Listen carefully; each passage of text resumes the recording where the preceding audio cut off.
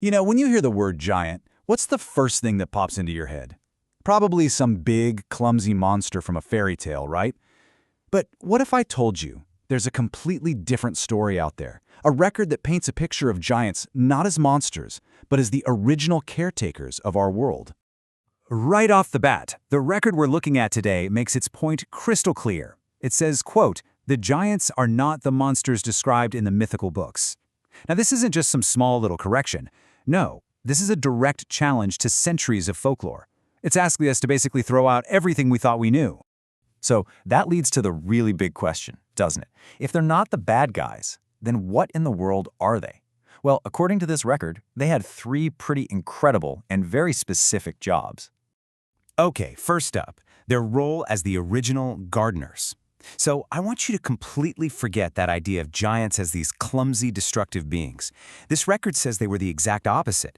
They were the original creators, the ones who tended to the planet's most massive forms of life. Their main job was to be, for all intents and purposes, biological gardeners. But here's the thing, they operated on a timescale we can barely even imagine. The text describes them as working on this slow, deep frequency, a vibration that literally helped regulate the growth cycles of the most enormous plants on the planet. And this is where the whole idea just gets absolutely wild.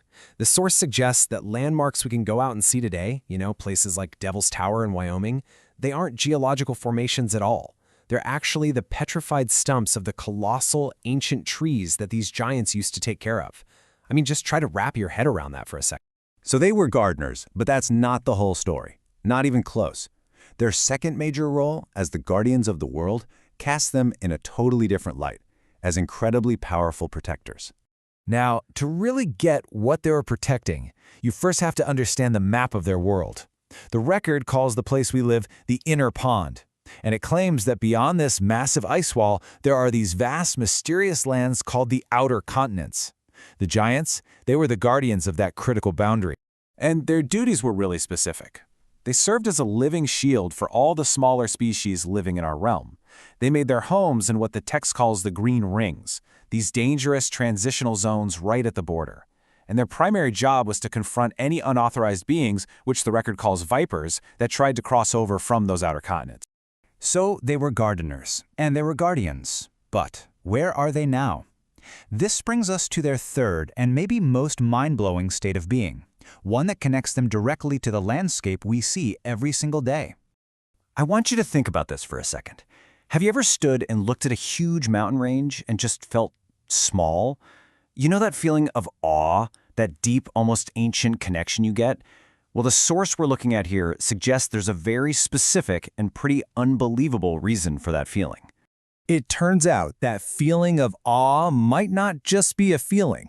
The record claims it's a literal connection. It says that many of these giants are currently in a state of stasis, having literally merged with the landscape itself. They didn't just vanish, they are the mountains. And get this, it wasn't some kind of accident. They did this on purpose. They entered this deep, deep slumber, becoming one with the earth. But they're not gone for good. They're just waiting, kind of listening, for a very specific signal, what the text calls the frequency of the full source, which is the thing that will finally tell them it's time to wake up. And this is where all the pieces start to fit together. The ancient gardeners, the border guardians, they're now the sleeping mountains, just waiting for the signal to rise again. So let's just recap this new picture. They aren't monsters, far from it. They were gardeners, cultivating a world we can't even imagine. They were guardians, protecting the borders of our reality.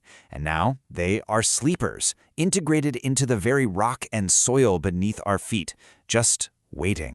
And so, the record leaves us with this one final, chilling question. It says the giants are waiting for a signal that a fog, maybe a fog over our consciousness or our perception, is finally lifting from the world. It doesn't tell us what happens next. It just says they're waiting, which really makes you wonder, what's our world going to look like when its sleeping giants finally wake up?